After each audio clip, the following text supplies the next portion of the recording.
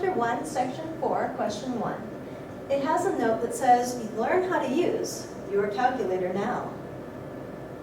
So our class uses a TI-83 or 84 plus. You can have the silver editions, you can have the color editions. All of them have the same operating procedures, but the newer ones, the color, they do have some extra features to them, and the newer operating systems also do some nice things. So we are going to evaluate with and without a calculator. So I have some problems to be done without a calculator, and this is going to support our work in Chapter 7, and we have our evaluating with the calculator, and this is going to help us in our college classes, in our ACTs and SATs, and our active placer tests. So here, evaluating without a calculator, the third power says that we actually do this 3 times. To help us out, I'm going to write it out 3 times. 3 negatives. If I have 3 negatives, 2 of them are going to get together and cancel out, and I'll have 1 negative left. And then I have 5 times 5 times 5. 5 times 5 is 25, times 5 again is 125. Yay! Here, many students know that the square root of 49 is 7. This has 2 decimal places, so what's going to happen is it's going to be 0.7. Now, why is it 0.7? The reason is, before we get to 7 here, we have to break it up into 7 times 7 is 49. I have a pair on the inside, so it comes outside once. This is what's going to help us in Chapter 7. Here, with 0.49, one of our college professors really likes the 0 in the front of the decimal point. So when we break it up into 7 times 7, we have 2 decimal points here. We're going to have 1 decimal point in each of these with the 0 in the front, and that's why we get 0.7. 2 things on the inside, 1 thing on the outside. So that's how we do that. Here, we're going to write this out 4 times. So we have 1/3 once, twice, 3, 4. Oh no, I wrote a 4. Darn it. There we go. And the negative stays out in the front. 1 times 1 times 1 times 1 is 1. Now, you could try and do 3 times 3 is 9. Times 3 is 27. Times 3 is, I'm not really sure. So, another way to think about this is when you're multiplying all of these 3's, I'm going to use a dot for multiply. 3 times 3 is 9. 3 times 3 is also 9. And 9 times 9 is 81. That's the same answer as 27 times 3. But this is a lot easier. So, this is 1/81. The cube root. A cube root wants to know what 3 numbers, all the same, multiply to give you this. So the cube root of 216, make sure that this index number, this tiny little number in the corner, stays there in the corner, and this is actually 6 cubed, so I want only one of them. The answer to this is 6, but this has a decimal in it, so the cube root of 0.216 is, since there were 3 decimals, each one of these numbers should have 1 decimal each. They'll want to have the 0 in the front of those, and then we are multiplying them together, so the answer is 0.6.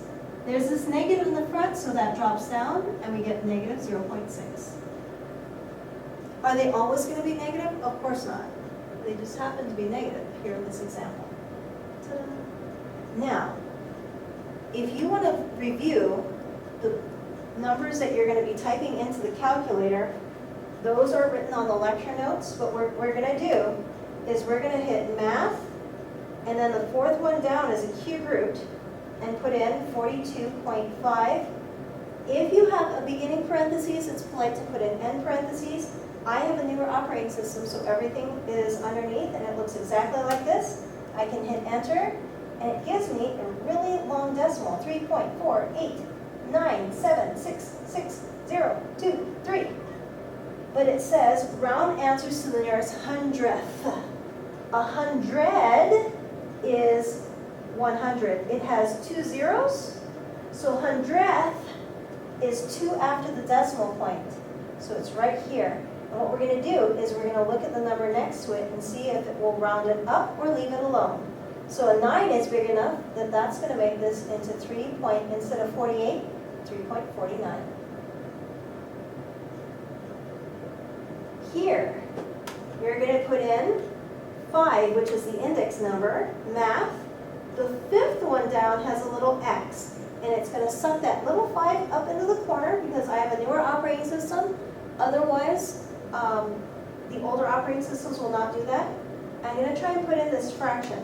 Because of the newer operating system, I can put in negative alpha y equals number 1, which is numerator over denominator. It gives me a little fraction. I can put 14 on the top, arrow key, 23 on the bottom. Enter, and it gives me negative 0.9054824556. Hundredth. Hundred has 2 0. Hundredth has 2 after. And then this 5 will make that 0 into, instead of 0.90, it will be 0.91.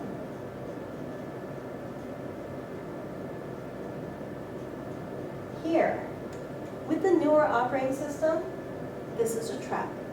That is a trap.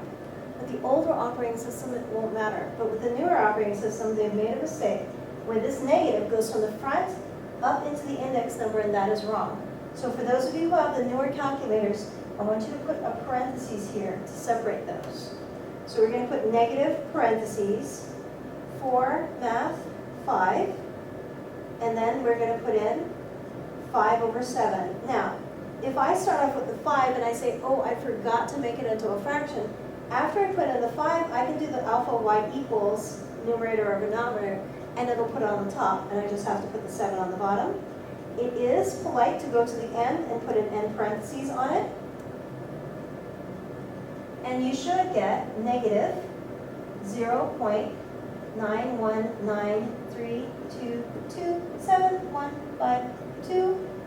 2 after the decimal point. Gosh, look at all these that are rounding. This is going to give you 0.92. Are they all going to round? Of course not. Are these all going to be negative? Of course not. This last one we have, for those of you with a newer operating system, that is one way of fixing it.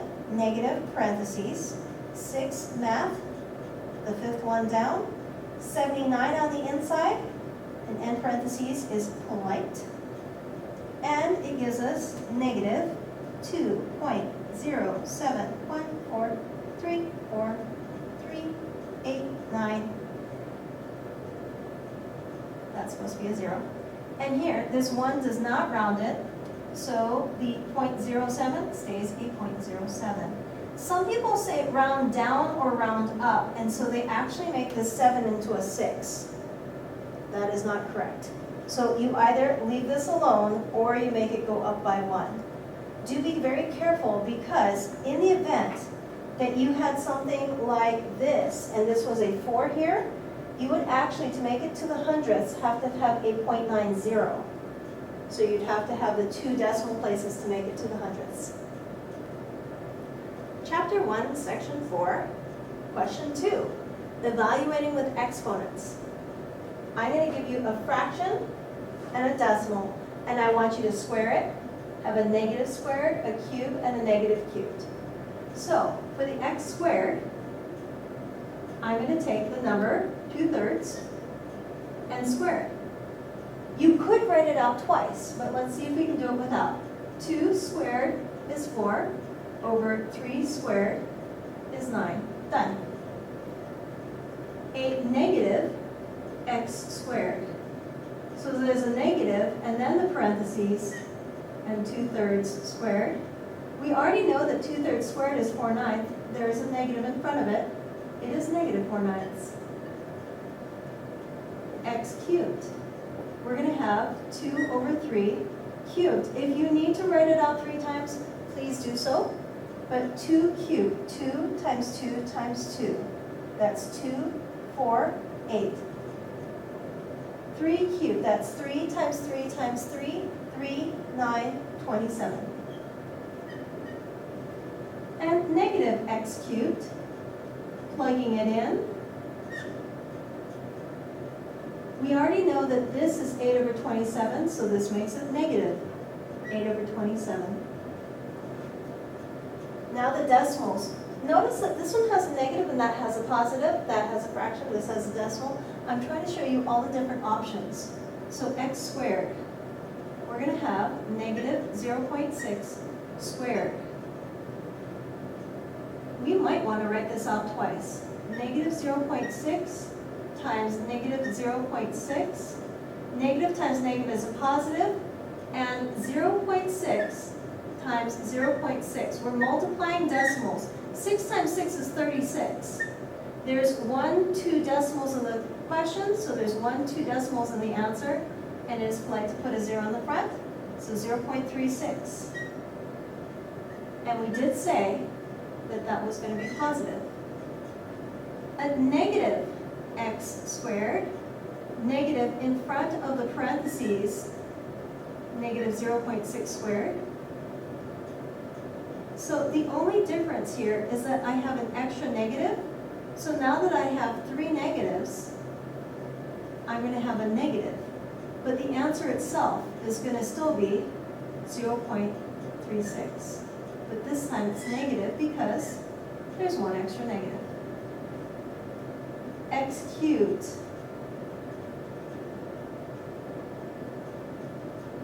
I could write this out 3 times. I know that multiplying it twice will give me 0.36. So if I were to take 0.36, remember that while other teachers have taught you to keep going, I want you to make another column here. 6 times 6 is 36. Carry the 3. 18, 19, 20, 21. And do we get 216? 1, 2, 3 in the question, 1, 2, 3 in the answer. Hey, we did this just a little bit ago. We broke the cube root of 216 apart.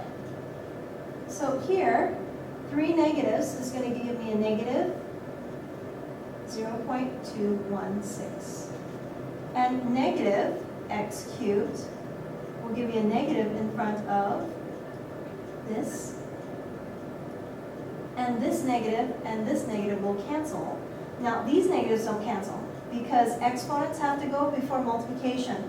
So what you might think of is that since we just found this was a negative here with an extra negative out here. Now you can multiply. Now that we've done the exponents first, multiplication comes second. And that's why this one is positive.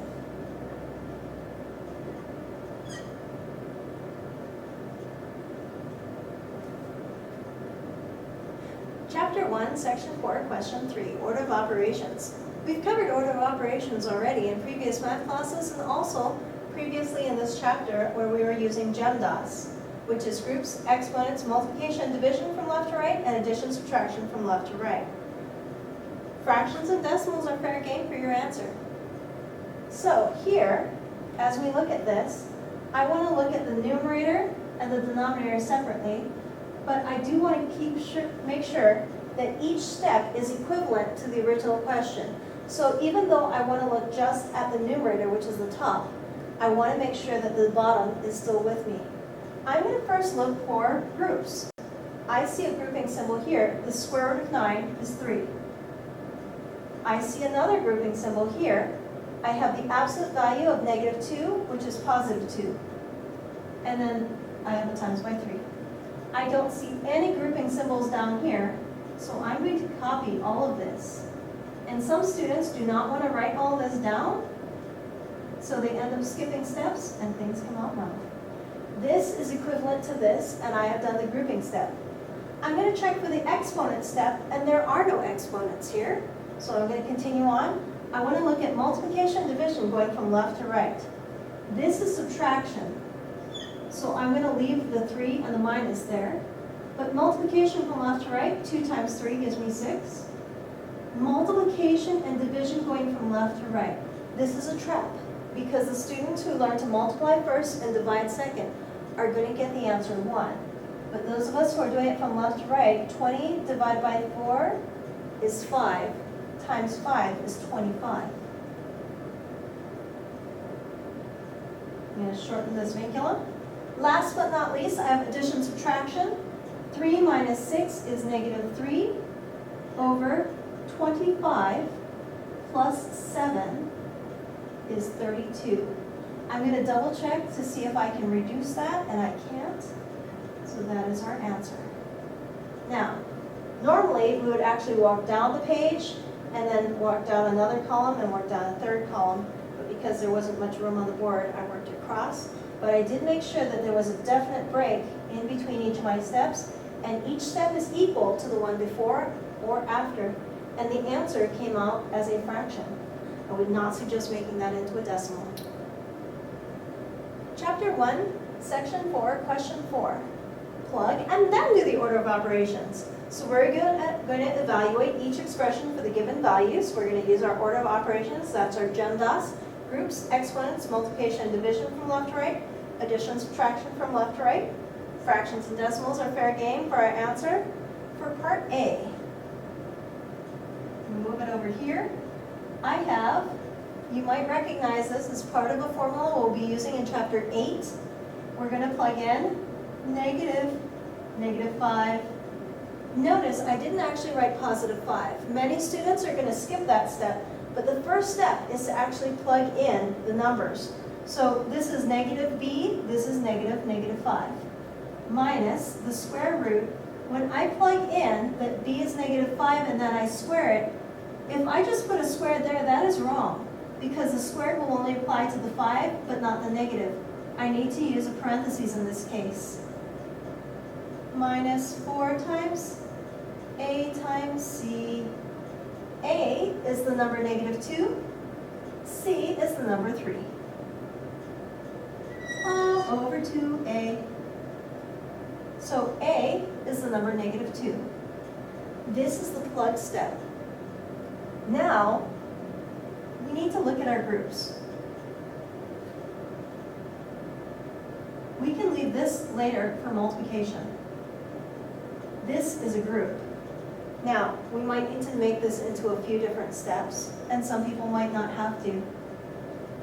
But within this group, if we do exponents first, negative times negative is positive, 25. This negative times that negative is plus. 8 times 3 is 24. And I'm going to leave this multiplication as well until later. Leaving this until later. If I finish up this group, I will get 49. Notice that this time I'm working my way down the page. The square root of 49, finishing off our group,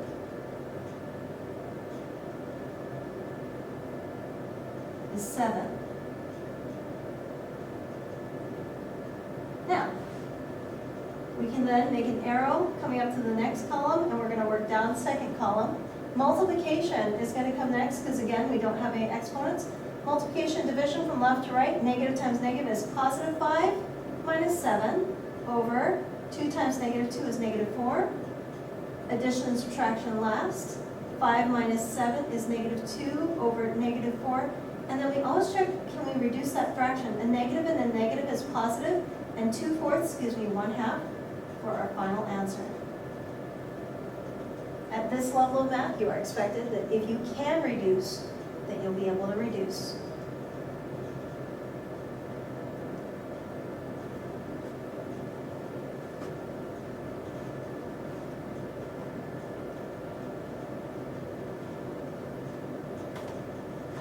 Part B, we have to plug in again. So we have 4a cubed plus b over 5 divided by, we'll very rarely use this division symbol, b times c.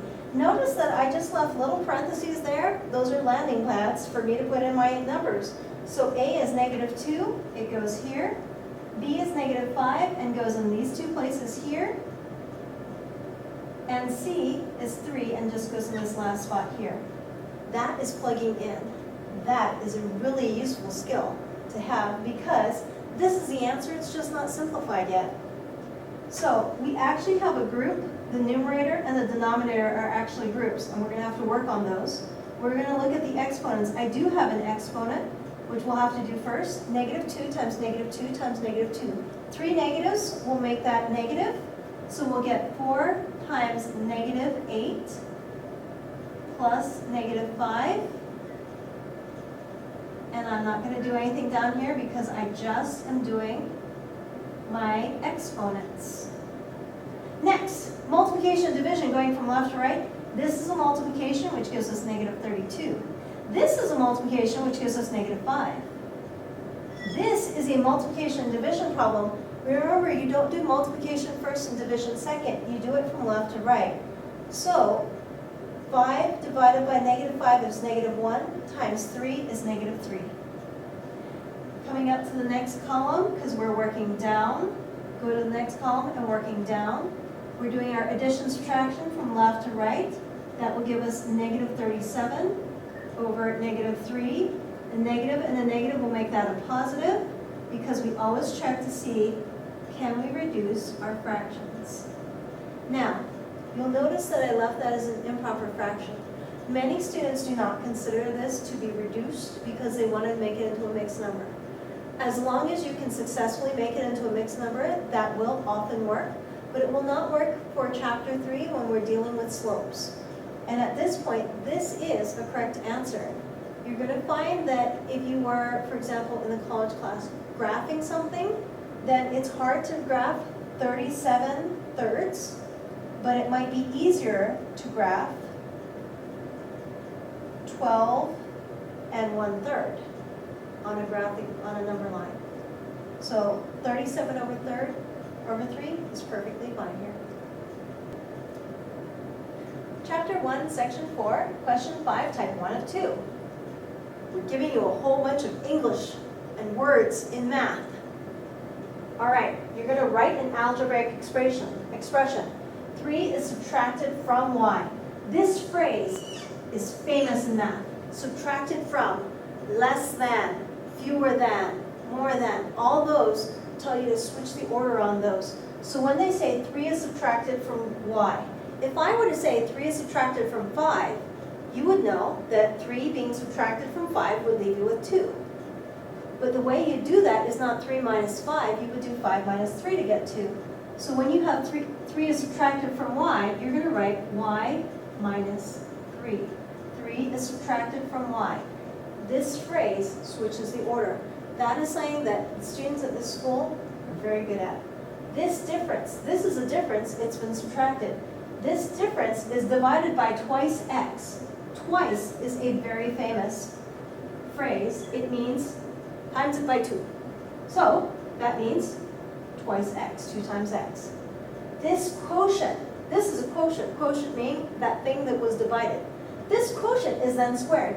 The entire thing is squared, so you can't just put a squared here. That would only square the 3. The entire quotient is squared. So you put parentheses around the entire thing and square it. Finally, 5/6 is added to this expression. So we add on 5 over 6. That is our algebraic expression. We want to know, can you take all of these sentences and write what it says? Then, in part B, it says, evaluate for the given values. Evaluate the expression when x is -4 and y is 5. Since I don't have much room down here, I'm going to actually put a little squiggly line and say for part B, I'm going to plug, work, and answer. So here we go. We're going to take this, and the y is 5,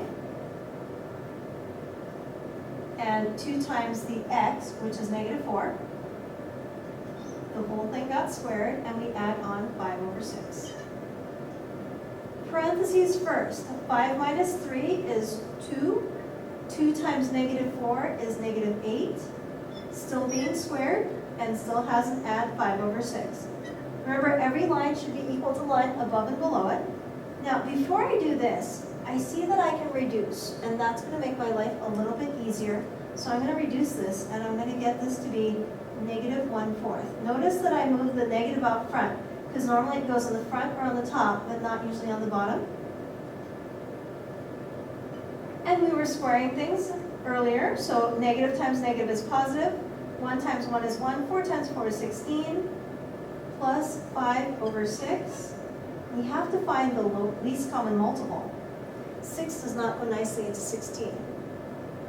6 does not go nicely into 32. Then we have to keep going. Does 6 go nicely into 16 times 3? We might want our calculators, in which case there's a nifty thing on our calculator. We can go to math, and we can go to number, and we can go to LCM of 16 comma 6, and it will tell us 48. I didn't know that 6 goes into 48, but that is the cool thing about our calculators, is it can find us the least common multiple. So to get to 48, I want to multiply this one by 3. Remember, top and bottom, this is going to help us in chapter 2 and in chapter 6. To get to the 48, we want 6 times 8. And this will give us 3 plus 5 times 8 is 40 over 48, which is 43 over 48. Each line is equal to the line above or below it. We have the expression, and we have plug, work, and answer. Chapter 1, Section 4, Question 5, Type 2 of 2. We're reviewing these equation things. So, we have a cannon sits on top of a 288-foot cliff overlooking a lake. A cannonball is fired upward at a speed of 112 feet per second. The height, h, in feet of the cannonball above the lake at any positive time, t, in seconds, is represented by this equation here. What is the height of the cannonball at t equals 2? You're going to plug, work, answer, and label it. So here, we have h equals, so we should still have h equals. Negative 16, we're going to plug in the number 2. Squared plus 112, 2 plus 288.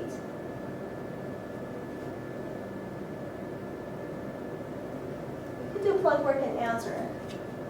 But I do want to show you something cool in your calculator, which is that, especially for your SATs and things, this one actually only says plug and label.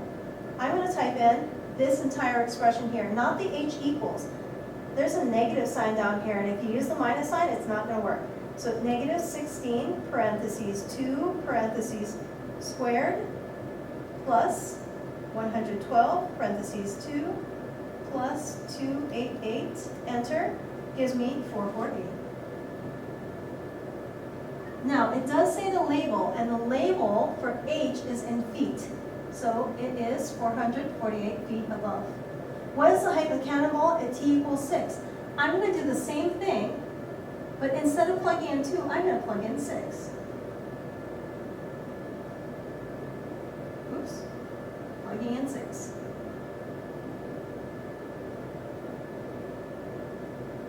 Since I have already plugged it into my calculator, I can hit second enter to bring that back. And in the parentheses, where I used to see a 2, I can just type in a 6.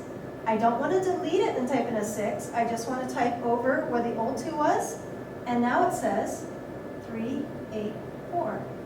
And it's still being labeled in feet. So what's happening is it starts off on the cliff at 288.